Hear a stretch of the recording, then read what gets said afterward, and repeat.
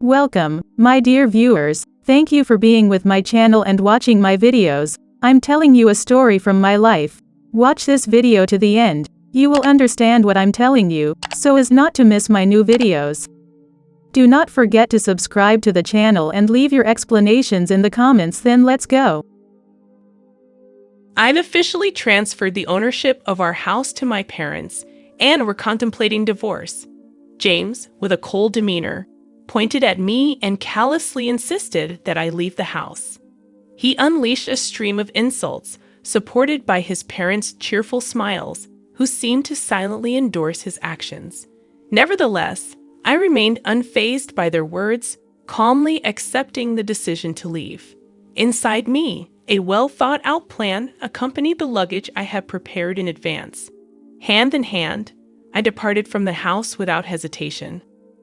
They were oblivious to the gravity of the situation awaiting them. My name is Sally, just turned 50. Many years have passed since our marriage. Our children are now independent, leading lives away from us.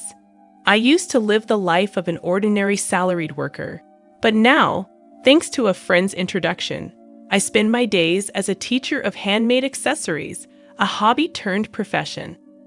This new job has become a turning point in my life, bringing fulfillment through interactions with my students and the joy of crafting every day. Some might have negative opinions about turning a hobby into a livelihood, but I am content. James and I met by chance at the company where I used to work. He was employed at a client company at the time, and as we started to meet often through work-related social gatherings, our relationship deepened. Eventually, we chose to marry out of love. After 3 years of marriage, our family was blessed with a healthy and energetic boy. He graduated from a well-known university and is now happily married, living a prosperous life. However, despite our son's success, the relationship between James and me became increasingly difficult to find joy in.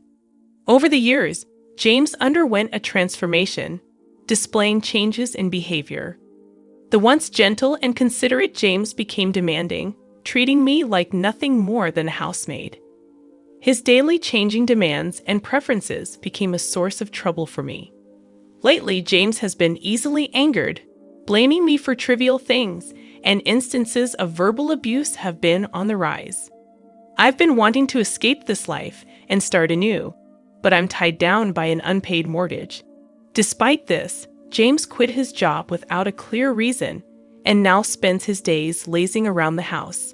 He hardly lifts a finger to help with daily chores, leaving me to manage everything on my own. The house we live in was recently rebuilt, and I funded it all. Managing the finances, I saved bit by bit for its reconstruction.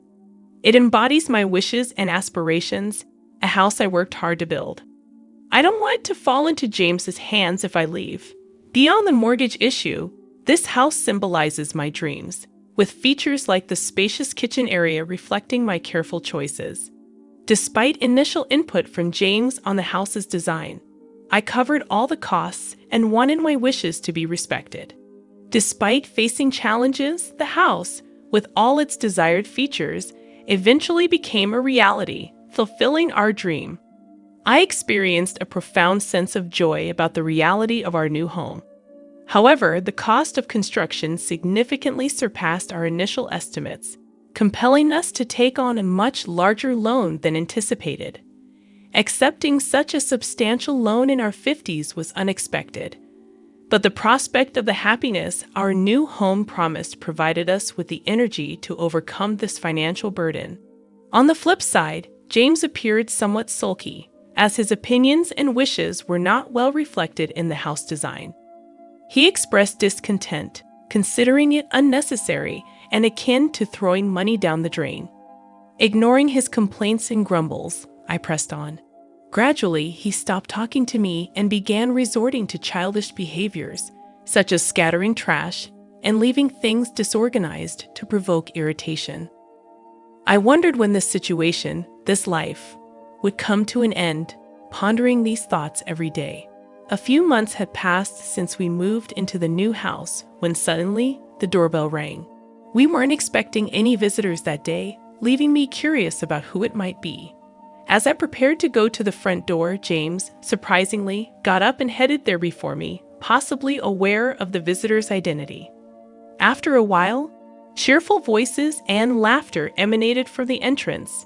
When the door to the living room slowly opened, revealing the visitors, I saw the faces of my unexpected in-laws, Harold and Alice. Honestly, I always felt pressure in my relationship with them. When we first announced our marriage, they treated me coldly, criticized me for my lower social status, and maintained an awkward attitude even on our wedding day. Their interference continued post-marriage, and each time I interacted with them, I wondered how to handle the situation. Despite thinking there had been some change or settling down due to lack of contact, their sudden visit surprised me. Greeting them politely, I felt a slight tension, but they passed by me without a word, intentionally ignoring my presence and bumping into my shoulder. They marveled at the house, expressing envy at the spacious and user-friendly kitchen. James proudly showcased the house to his in-laws, and upon their return, the expressions on their faces seemed satisfied. However, James' expression turned stern, and he suddenly raised his voice in anger towards me, instructing me to hurry up and prepare tea and snacks. Overwhelmed by his words, I hastily prepared tea and served snacks, but his parents seemed dissatisfied, commenting on the hospitality. Despite my efforts, Harold expressed dissatisfaction, and as they quickly finished the snacks and tea, he commented appreciatively on the house's interior. James, with a broad smile, invited his parents to live together in the house, almost ignoring my presence. They listened to James's words and left, leaving me watching their retreating figures. I felt a significant gap between James and me, witnessing him chatting and laughing joyfully with his parents, something I hadn't seen in a long time. Subsequently, in response to James' invitation, his parents began visiting our house more frequently. Initially, it was a few times a month, but it gradually increased to several times a week, eventually becoming almost daily. However, their criticisms towards me never ceased, and James showed no signs of curbing them. James' attitude of blaming me, coupled with his parents' intensified disapproval, became more pronounced. His complaints about me not listening and causing our son suffering were relentless. Despite facing daily difficulties, I found myself unable to voice the frustration in my heart. All I could do was offer words of apology. The in-laws' visits increased beyond anticipation, and they started visiting even more frequently during my absence. They would come along with James, leaving clear evidence of their activities at home: scattered beer cans, empty bottles, and traces of spilled alcohol that seeped into our new rug. Despite my protests, the new house began to smell of alcohol and felt dirty. I couldn't understand why, despite not contributing to the household, James was quick to complain. His involvement in gambling added another layer of worry, as remnants of used betting slips surfaced regularly. Explaining the risks of gambling and its impact on our finances seemed futile. The losses were a significant blow, especially since the money used for gambling was hard-earned through my tireless work. Nearly a month into the frequent visits from the in-laws, they targeted the times when I was out. One day, returning home early, I found them leisurely spending time in our house. Surprised, I confronted them, but their snarky words and indifferent attitude made it clear that they considered my presence bothersome. Frustrated and stressed by the insolent attitudes of James and his parents, I realized I had reached my limit. Instead of succumbing to emotions, I decided it was time to devise a plan to address the situation.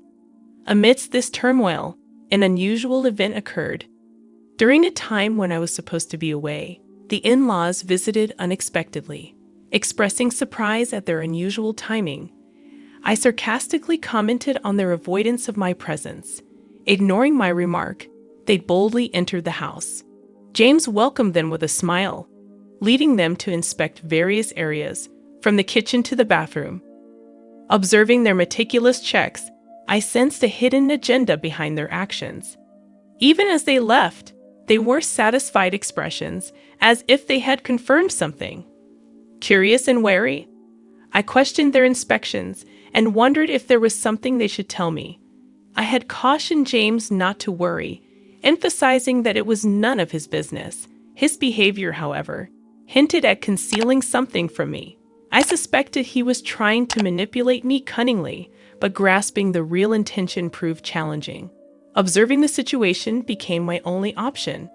Then, one day after work, I returned home to find a large moving truck parked in front of our house, bearing the logo of a company named Moving Center. James appeared to be in discussions with the truck driver and representatives. When our eyes met, he pretended not to see me and disappeared inside the house. What shocked me more was the simultaneous arrival of my in-laws. They greeted me casually, and James welcomed them, leading them into the house. The atmosphere felt tense, and as I followed them inside, I noticed a significant change. The familiar furniture and belongings I knew had vanished, replaced by my in-laws' dated furniture, arranged as if this were their home. As I sat down on the sofa, they surrounded me with smirky smiles, conveying a sense of smugness. Their behavior indicated a pre-planned action, and though anxious, I decided to quietly wait and see what would unfold. The somewhat hurried gazes of my in-laws added to the atmosphere. They declared that there was something they needed to tell me, hinting at a hidden agenda. Bracing myself, I responded with feigned calmness, and James sighed deeply before admitting that he had sold the house to his parents. He proposed getting a divorce, and my in-laws nodded in agreement. Their smirky smiles suggested they were trying to toy with me. Despite their revelation, I remained unfazed, having anticipated their plan. I promptly signed the divorce papers, placed my wedding ring on the table, and declared my intention to leave the house. I had suspicions about the unnatural behaviors of James and my in-laws, especially since their frequent visits when I wasn't home. To confirm my suspicions, I installed surveillance cameras around the house, synced with my smartphone. On the first day, I observed their daily conversations. However, one day, I stumbled upon footage where James and his parents joyfully discussed selling the house. Shocked by this revelation, I decided to plan my next steps, searching for a new residence based on the information obtained from the surveillance cameras. I took the initiative to transfer the home loan from my name to James's. If they planned to remove me from our home, I believed they should take over the mortgage payments and responsibilities. The monthly mortgage, amounting to $1,900, was paid from my hard-earned salary. Doubting that James and his parents could afford this, I resolved not to provide any financial assistance. Free from the troublesome relationship, I moved to my new, well-arranged home with new furniture, ready to embark on a new chapter in my life. On my day off, I relished the prospect of thorough rest, sleeping in past noon. As I was about to doze off again, the doorbell abruptly rang. To my surprise, James and his in-laws stood at my doorstep, uninvited. I questioned their presence, and without answering, they intruded into my house, spreading out a document in front of me. They accused me of changing the name on the house loan without permission. Expressing disbelief at their sudden appearance, I learned that right after leaving the house, they received documents about the loan name change. James and his parents were shocked, claiming they were currently unemployed and couldn't afford the high monthly loan. In a furious outburst, James declared they wouldn't pay that amount. Attempting to enlighten them on the consequences of defaulting, I explained how interest and late fees could significantly increase the final payment. James initially seemed skeptical, but after searching for information online, his expression turned to one of shock and distress. I recommended looking for new employment for a fresh start. Their faces grew even paler as they realized the seriousness of the situation. They admitted to having no savings or assets, with James burdened by substantial gambling debts and no stable income. Frustrated, they pleaded for understanding and assistance, emphasizing the years they spent together. Unmoved by their pleas, I shut the door to escape their attempts to mend the relationship. Frustrated, they reported me to the police, leading to their removal from my property. Eventually, due to financial constraints, they relocated to a more affordable apartment on the outskirts of town. James secured a part-time job, supporting his family with that income. Meanwhile, my life remained unchanged, and I focused on my job. In my free time, I started a blog on handmade crafts, gaining attention and doubling my monthly income. Requests for me to serve as an instructor for workshops and courses increased. I had no thoughts of remarrying and planned to navigate life independently.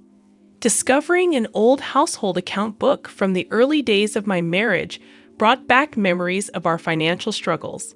With a sense of resolve, I decided to build a new happiness on my own, placing the account book back on the shelf.